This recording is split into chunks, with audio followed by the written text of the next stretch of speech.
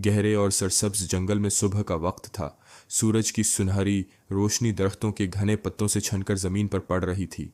हर तरफ हरियाली थी। परिंदे खुशी से चहचहा रहे थे और ठंडी हुआ जंगल के माहौल को खुशगवार बना रही थी।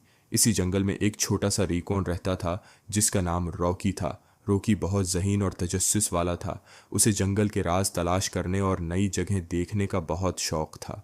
जंगल के दूसरे जानवर अक्सर कहते थे कि जंगल के अंदर एक खोया हुआ रास्ता है जो किसी को भी नहीं मिलता। कहा जाता था कि जो भी इस रास्ते को ढूंढ ले वो जंगल का सबसे बड़ा राज जान सकता है। एक दिन रॉकी ने फैसला किया कि वो इस खोए हुए रास्ते को ज़रूर तलाश करेगा। वो सुबह सवेरे निकल पड़ा। चलते चलते वो जंगल के उस हिस्से में पहुंच गया जहां दरख्त बहुत घने थे और सूरज की रोशनी भी मुश्किल से जमीन तक पहुंच रही थी।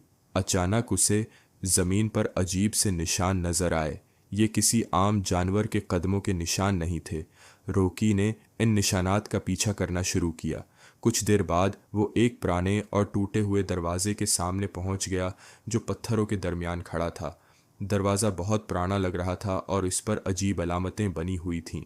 रॉकी ने हिम्मत करके दरवाज़ा धुका दिया। दरवाज़ा आहिस्ता आहिस्ता खुल गया। उसके पीछे एक तंग रास्ता था जो जंगल के अंदर एक खफिया वादी की तरफ जा रहा था।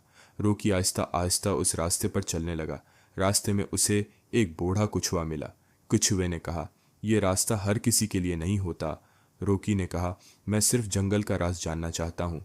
कछुए ने मुस्कुरा कर कहा, फिर आगे बढ़ो, मगर याद रखो असल खजाना सोना नहीं होता। रॉकी ने सफ़र जारी रखा। चलते चलते वो एक विसिया वादी में पहुंच गया।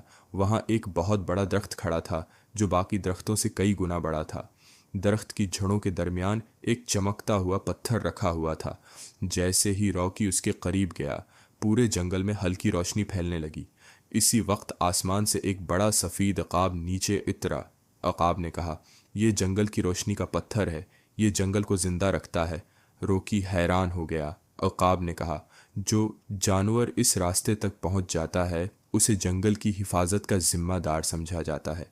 रॉकी ने वादा किया कि वो इस राज को महफूज रखेगा। उस दिन के बाद रॉकी ने जंगल के जानवरों को दरख्त लगाने और जंगल की हिफाजत करने में मदद दी। कुछ ही वक्त में जंगल पहले से ज़्यादा सरसब्ज और खूबसूरत हो गया और जंगल के सब जानवर रॉकी को सिर्फ एक तजस्सुस वाला जानवर नहीं बल्कि जंगल का नया मुहाफिज समझने लगे।